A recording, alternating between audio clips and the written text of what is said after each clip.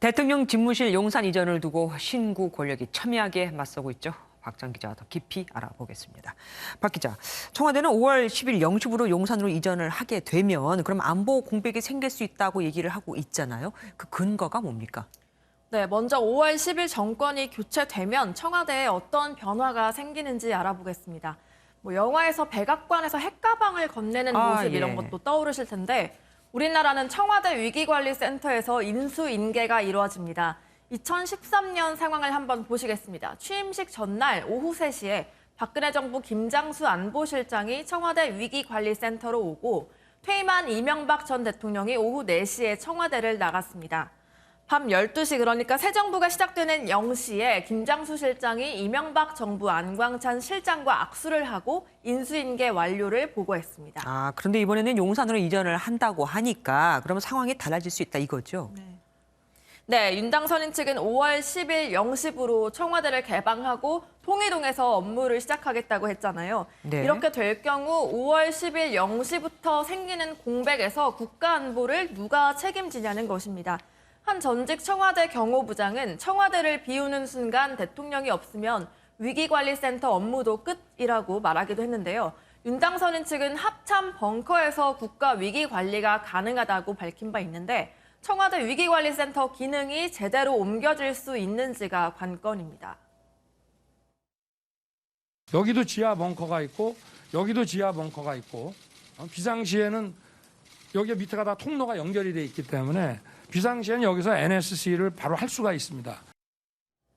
네, 하지만 과거 사례를 보면 정권이 교체가 돼도 기존에 근무하고 있던 군인이나 공무원 등 직원들은 6개월 정도 더 업무를 계속 봐야 할 정도로 시간이 필요하다는 게 방증됩니다. 위기관리상황센터 그 시스템을 용산으로 이전하는 거는 어려운 겁니까? 네, 흔히 얘기하는 이 청와대 지하 벙커에 있는 위기관리상황센터를 보면 박정희 정부 때 대피 시절이다가 2003년 노무현 정부 때 개조가 됐습니다. NSC 국가안전보장회의나 산불 등 각종 재난상황 회의가 열리는데요. 네. 합참과 또 한미연합사, 육해공군 등 군 지휘부와 경찰의 각종 상황을 실시간으로 보고 또 오산중앙방공통제소와도 연결돼 있어서 한반도의 모든 항공기 이착륙도 볼 수 있습니다.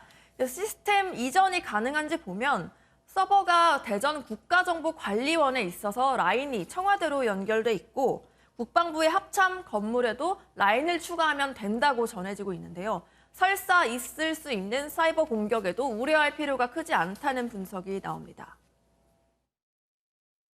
군의 이제 KGS 제일 중요한 건 이제 전술통신망 KGS거든요. 이것도 네. 이제 KT망으로 또 연결되는데 그런 망전환을 하는 과정이 좀 필요하긴 필요한데.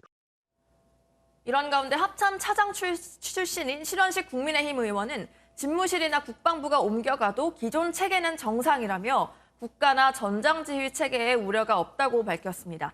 다만 합참이 이제 남태령으로 이전하게 되면 상황센터를 새로 만들어야 하니까 임기 내에 불가능할 거란 관측도 있습니다. 일각에서는 다음 주에 국무회의에서 예비비 문제가 해결이 되면, 그러니까 처리가 되면 용산 이전에 큰 차질이 없다는 말도 들리더라고요. 그러려면 어쨌든 당선인하고 현재 대통령하고 좀 만나야 되지 않겠습니까? 네, 현재로서는 하지만 양측 입장이 팽팽해서 회동이 쉽지는 않을 것으로 보입니다. 일단 고위직 인사 4개 중 감사위원 한 자리를 청와대가 선임하겠다는 입장이고 윤당선인 측은 청와대가 어떤 인사도 하지 말라며 평행선을 달리고 있는데요. 아직까지 회동 일정을 잡기가 어려운 상황입니다. 이런 가운데 집무실 용산 이전 반대 여론이 많은 여론조사 결과가 공개되기도 했습니다. 반대가 더 많네요. 네, 문 대통령은 안보 공백 우려는 한번 짚고 넘어가겠다는 입장으로 보이고 윤당선인 측은 인사요구 관철 때문에 일부러 용산 이전을 문제 삼는다고 보고 있습니다. 또 장제원 당선인 비서실장과 이철희 정무수석 간의 실무 협상도 난항을 겪게 되면서 언제 다시 재개될지도 관건입니다. 어쩌면은 하나씩만 양보하면 뭐 되겠지 싶은데 그게 어려운가 봅니다. 여기까지 듣겠습니다. 박자은 기자와 함께했습니다.